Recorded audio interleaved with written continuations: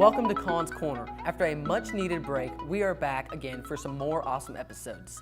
This episode, I want to go over my top 5 PC video games. Keep in mind, I already made an episode about my top 5 games of 2017. But today's episode is about my favorite games of 21st century and is exclusive to PC. Number 5 is CSGO. This is a one-of-a-kind game. There are many people who play this game for a living, and they play versus one another in live tournaments. Number 4 is Human Fall Flat. This game is very humorous because the movements in the game can be quite odd, and in most cases make you laugh. Number 3 is Turmoil. This game is all about getting that oil.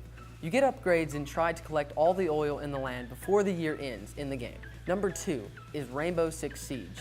This game is very entertaining and has lots of characters that you can be. The objective is to protect or infiltrate a certain area and is fought against other gamers. In my opinion, the number 1 PC game is definitely Fortnite.